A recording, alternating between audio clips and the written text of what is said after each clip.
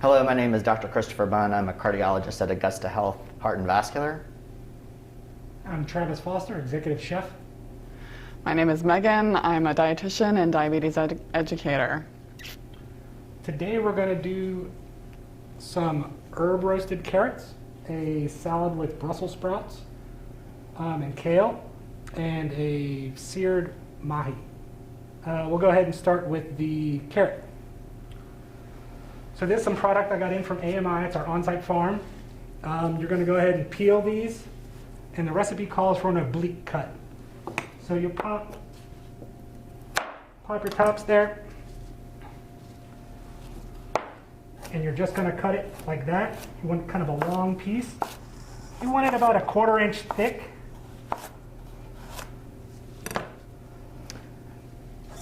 Megan, why don't you tell us some of the health benefits of carrots?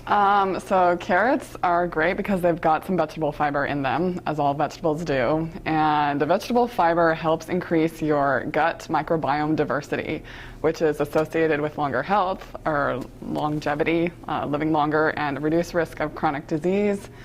They've also got antioxidants in them, which I think, Chris, you wanted to talk about. Yeah, antioxidants have been known to reduce overall inflammation burden, and many of the new theories about cardiovascular disease and even dementia and diabetes focus on the inflammatory pathway, and they can reduce your overall inflammatory burden and reduce the ability for you to form plaque inside your arteries. So they're great for their fiber content and for their ability to calm down inflammation. And it's interesting too because supplementation, antioxidant supplementation has not been shown to work well over time, at least not as far as I'm aware. It's all from the intake, the food that you get in is where you want to get your antioxidants. Yeah, and that goes mostly for all nutrition, right? We seem to find the biggest benefit from actually eating the true plant source. There's something about the live vegetable that activates your body and allows it to absorb the benefits, the overall health benefits, in a way that just taking a pill doesn't. So with these carrots, just going to put them in a mixing bowl. It's a very simple, easy recipe. Got some more here. We're going to take a tablespoon, actually a teaspoon of parsley, a teaspoon of sage, a teaspoon of rosemary, half a teaspoon of salt, half a teaspoon of pepper. Kind of hit it with a little bit of oil, not very much, just enough to coat. And we're going to toss these around. And he's using olive oil for the main oil for most of the things that we're going to be cooking today. Tell us about the benefits of olive oil. So olive oil is a great fat source when you're cooking because it is what we call saturated fat.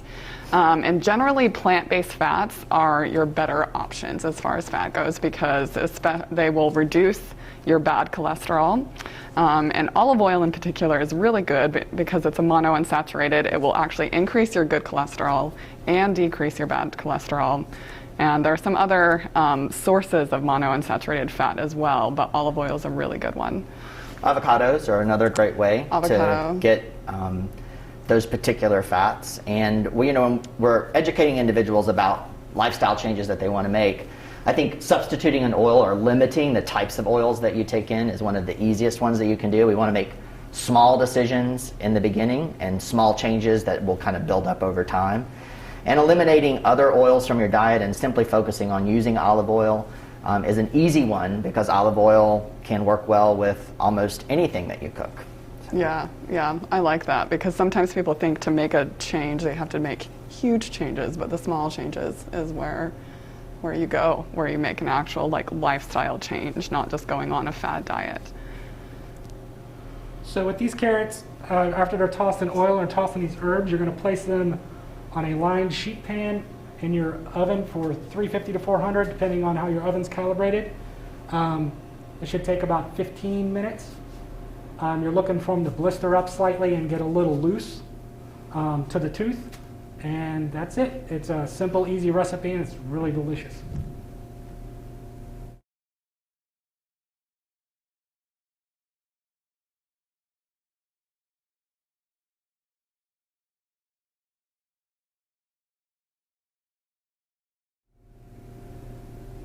So now we're going to do a kale salad with Brussels sprouts, cranberry, and a Dijon vinaigrette. So start with your kale. You're going to want to pop this stem. I usually put between 2 fingers. Pop it right off. It comes off really easily. That looks fun. So you're going to want to get it into a bite-sized piece, right? So you don't have a big chunk. Just going to work it. Nothing pretty. It's for a salad. I like to work the kale to break the vessels in it to make it a little easier on the tongue. A little oil helps with that. You'll notice it'll turn a lot darker, and that's what you're looking for. For the Brussels sprouts, I just pop the end off of them, pop them in half. To be safe, it's always better to put a flat surface down so that they're not scooting around your cutting board. Then I'm just going to cut them real thin.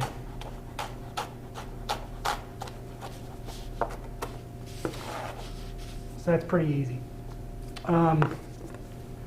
Next step, we're going to take our kale, take our Brussels,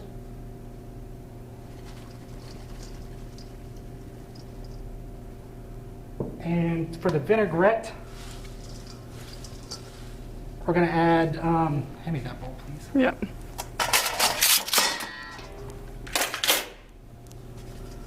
So we're going to do 2 tablespoons of olive oil, 2 tablespoons apple cider vinegar. We'll do about 2 tablespoons of Dijon.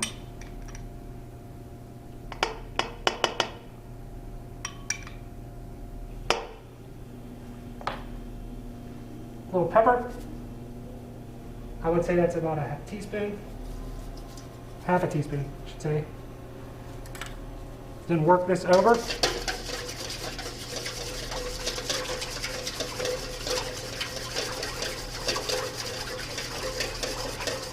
You're going to want it to bind itself together. You'll notice the beads will start to go away, and then you're good to go.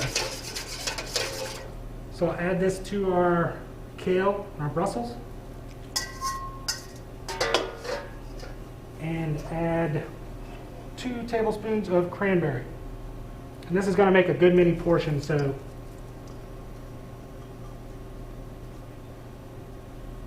and then we're just going to toss that up. I like with salads, put on some gloves and really massage it in there, especially with kale salad. Because like I said, you want to work that salad. The oil helps a little bit, and it helps break those real fibrous pieces up. And that's about it. That looks fabulous. So Megan's talked several times about increasing the amount of vegetables in your diet, and I think having a salad with your lunch and your dinner is one of the easiest ways to do that. And what are some of the benefits of this salad specifically? Well, I wanted to talk about the fiber for just a second, because most people in the United States don't get enough fiber. 15 grams of fiber is kind of like the average, or kind of common among people in the United States. The recommendation, according to the American, the Dietetics Association, is 25 grams for women and then 38 for men. So really, people in the United States are getting about half of what they should be getting in terms of fiber. So this, sometimes people will call fiber roughage. This is a great example of like something that's got a fair bit of roughage in it. Also, our dressing that we used doesn't have anything sweet in it, no added sugar. We've got the cranberries that do have added sugar in them, but there's not like a ton in here of the cranberries, and that's also good for, we thought for a long time that like refined carbohydrates didn't have anything to do with like heart disease or chronic disease, but actually not having too much refined carbohydrate, and by refined carbohydrate I mean things like sugar and like white flour and stuff like that in your diet, actually does help reduce your risk for chronic disease. So there's some of the benefit.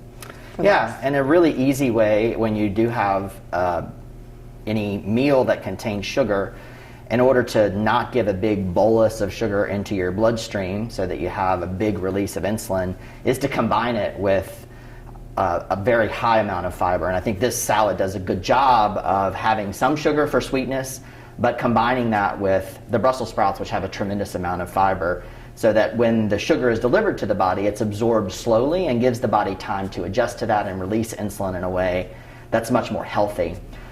It's been shown that having a high amount of fiber, reaching that 25 to 30 to 35 grams, according to whether you're male or female, helps to reduce your overall cholesterol burden also, because you will not absorb cholesterol as well if you combine that with your meal, getting that fiber in each meal, and it will just pass through your system and be excreted. So there's good benefits not only from a sugar perspective, but also from a cholesterol perspective when you really focus on increasing your fiber. And we're talking about small changes each time, and just adding a salad to 2 meals a day is really an easy change that you can make. If you look at the number of salads you eat a week and just try to initially increase that by 1 or 2, and then move in the direction of having, one with your lunch, and it can be as small as, Megan mentioned earlier, a cup or 2 cups, and start from there and then increase over time.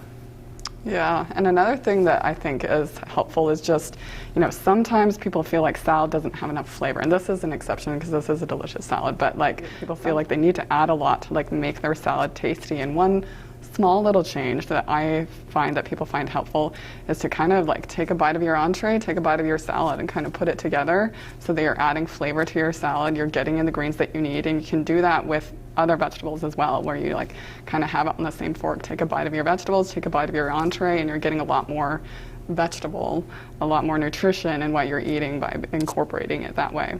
That's a great idea.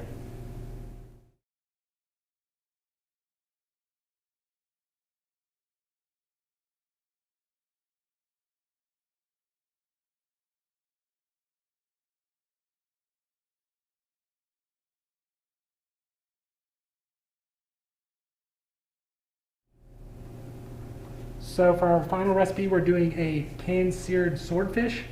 It's a very simple recipe. We're just going to put a little olive oil on here to coat. Not much at all. Pinch of salt. Pinch of pepper. And we're going to go right in the skillet with it. I like to sear fish first before I throw it in the oven. Sears in the moisture while it's baking, and it actually just maintains a whole better dish. It'll hold a lot longer as well.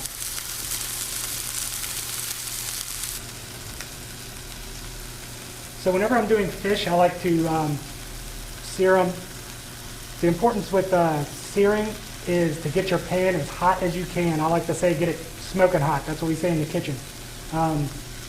Reason being is you don't need, if your pan is that hot, nothing's going to stick to it. So a little oil on the outside. You don't need to oil the pan because then you risk a fire with the pan's that hot. Your flash point on the oil, you might get a little fire going. So as soon as your pan starts smoking, drop that fish in there and let it go.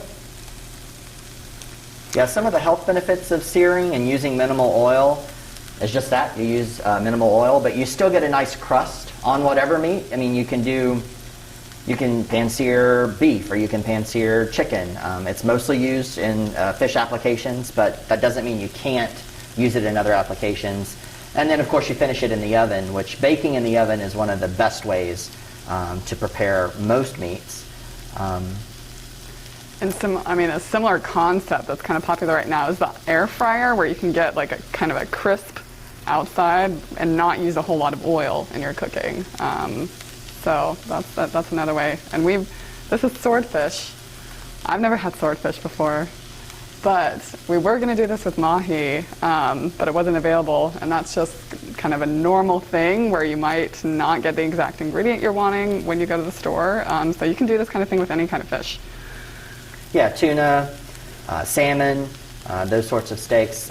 Specifically, swordfish tends to be a denser fish, and it's more similar to red meats. And so people that have more of a red meat diet and are trying to switch to healthier fish options may find that this is more more applicable to their palate or what they've already developed, as opposed to something like tuna or salmon, which may be a little more flaky and have more of a fish texture. I think it's a difficult sell many times to get people to switch over to fish, but there are lots of options out there, and I think searing it and making it like a lot of the other meats that we already consume certainly helps to make that transition. And once again, it's about the small changes. Yeah, and I didn't grow up eating fish. Like, I can remember having fish maybe 2 times when I was growing up. So it's been something that I've been acquiring a taste for. I really like fish now. But even, like healthy, like protein options, like if you can choose lean beef as well, like definitely choosing less red meat, but if you're having red meat, like choosing the leaner cuts of those, and even things like chicken and poultry, turkey, taking the skins off those can make it more heart healthy. Fish has a lot of benefit because it's low in saturated fats. It's got more of those unsaturated fats in it that are better for your heart, increasing the LDL, or decreasing the LDL, increasing the HDL, so increasing the good cholesterol, decreasing the bad cholesterol. So once you get a good crisp sear on both sides, you're just going to take your preheated oven, preheat that at 350, throw this on in there, and you're going to take it to about 130, pull it out, and let it continue to cook for a few minutes. Don't cut it or anything. The moisture will come out. I'd say let it sit 3 to 5 minutes, and then it's good to serve. So this meal here is fabulous because it has 2 vegetables. I wish I saw more of that. I love that. But you've got definitely a little bit of carbohydrate in the carrots, some carbohydrate with like the cranberries. So you've got protein, carbohydrate, and non-starchy vegetables all here, which are excellent to have like as a combination in your meal. It helps you feel full, helps you get the nutrition that you need. And all the fats that are in this meal are good quality fats. They are anti-inflammatory fats. We've used olive oil to prepare the carrots, and in the dressing for the salad. And then we have the healthy fats, which Megan has already talked about in the fish, which are going to increase your good cholesterol and decrease your bad cholesterol. One thing that we haven't really talked about is the types of drinks that we should consume with our meals. You want to talk about that, Megan? Yeah, water is the best drink in the world, period. Well, actually, so you can, water is definitely the best. Your body needs a lot of water. But some people, I understand, I live in the real world, some people don't like just plain water. So if you are going to have something else to drink with it, definitely encourage like a non-caloric beverage, meaning 0 calories. So if you're going to choose lemon water, that gives you a little bit of flavor, or you could choose like unsweet tea. Unsweet tea, there we go.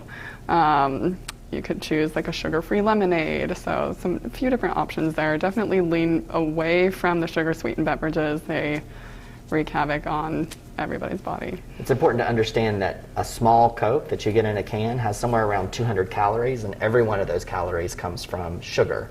And it's very readily available sugar. There is no fiber with that. Your body is going to receive that sugar load immediately. It's going to be like a hit to your system.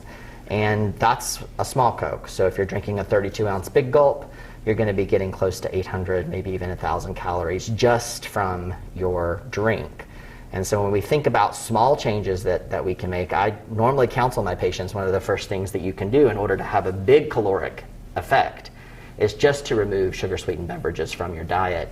And you're immediately going to reduce, if you're drinking a lot a day, you're going to take out somewhere between 400 to maybe even as much as 1,000 calories a day from your diet simply by making that change. Yeah, and that's big in terms of everything. This is Dr. Bunn again, and thank you for joining us for preparing a healthy meal. Megan is the nutritionist who helped us to put these things together and to talk with us about the nutritional benefits. Travis designed all this, got with the farm, AMI Farm, which has graciously helped to support us with fresh vegetables that are available during the winter. So thank you once again.